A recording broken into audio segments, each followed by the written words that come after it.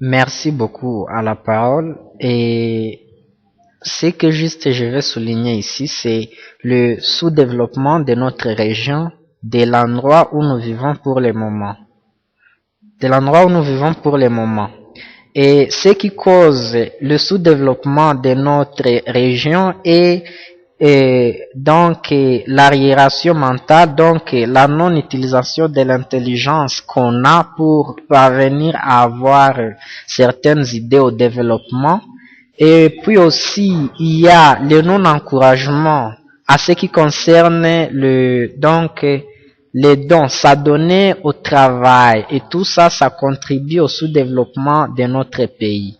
Il y a de ces gens-là qui négligent certains travaux, par exemple le travail du champ. Un jeune voit que lui ne peut pas aller au champ à cause de ces diverses raisons. Par exemple, lui croit qu'avec le champ, il ne va pas gagner beaucoup plus dans un moment donné parce que cultiver, étant donné que la culture ici chez nous est vraiment traditionnelle, ça se fait d'une façon un peu compliquée et suite à tout cela, il ne se livre pas aux travaux champêtres parce qu'avec là-haut, on ne peut pas savoir comment se développer un peu plus rapidement. Et certains d'ici, néanmoins, il y avait des machines archaïques telles que, par exemple, la sarclaise, telles que la machine à semer, ainsi de suite. Ils se livreraient dans ces cas-là aux travaux, au travail champêtre. Mais étant donné que ces machines ne sont plus là, étant aussi donné que cultiver à la houe, cultiver d'une façon traditionnelle, ils ne peuvent pas gagner un peu plus rapidement. Ils abandonnent des travaux champêtres, par exemple.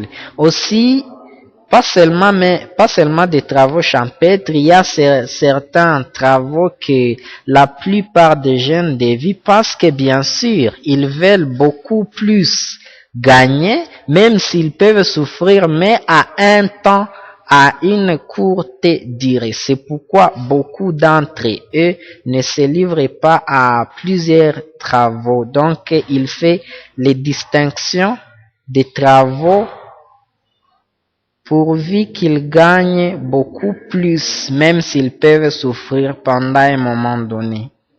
Et puis aussi ce qui contribue au sous-développement de notre pays, c'est le désordre. La corruption règne dans notre pays et cela fait à ce que le sous-développement soit vraiment avancé. Au lieu que nous nous développons positivement, nous nous développons négativement à cause de la corruption, du vol, ainsi de suite. Aussi, il y a ce qu'on appelle le plaisir mondain. Cela aussi cause à ce que nous soyons sous-développés. La plupart des jeunes ne font que se livrer aux musiques, aux sketchs, aux promenades, au lieu de travail pour voir s'ils auront quelque chose à gagner dans la vie ou bien pour voir s'ils vont développer leur futur, leur pays. Et cela aussi est parmi les indices du sous-développement dans notre pays. Plusieurs facteurs causent le sous-développement. Ce n'est pas seulement ça, mais aussi les désordres dans le gouvernement. Tu verras par exemple, un ministre de la Santé n'a aucune notion concernant les choses qui sont en rapport avec les soins sanitaires. Et cela cause à ce que le sous-développement soit aussi avancé. Par ceci, je vais dire ceci. Vous pouvez rencontrer un ministre, par exemple, de la santé, comme je l'ai dit, et en fait l'économie. Même s'il a ce qu'on appelle les conseillers techniques, je ne pense pas qu'il parviendra à bien faire ses travaux, à bien placer, à bien organiser le ministère qui lui a été confié. C'est ainsi que même le non-alignement des dirigeants de la RDC, c'est un indice au sous-développement du pays.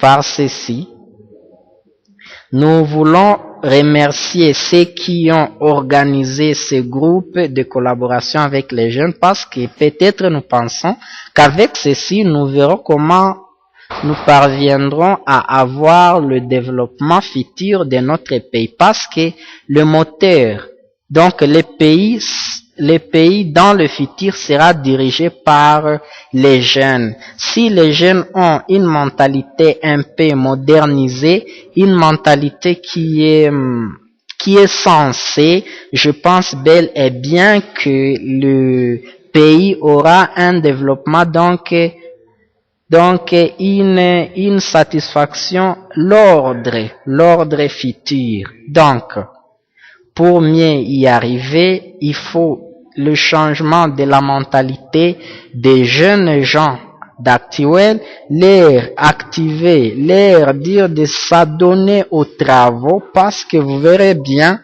que la plupart d'eux veulent seulement des choses faciles pour arriver donc à la richesse, à la fortune rapide. Et puis la plupart ne s'adonnent pas à des activités qui peuvent contribuer au développement du pays. Et puis aussi, je peux dire que notre région est caractérisée par le désordre.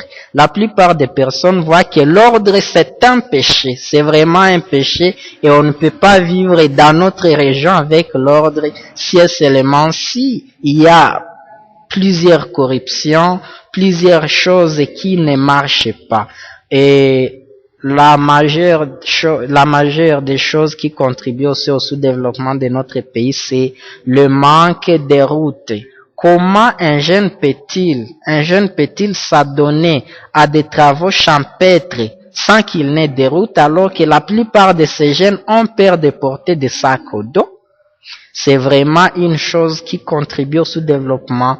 Nous n'avons pas de routes, nous n'avons pas de jeunes qui s'adonnent. Parce qu'avec les routes, nous croyons que peut-être ça peut aller. Mais étant donné qu'il n'y a pas de routes, les choses, le développement devient un peu difficile et impossible. Comme ça. Merci.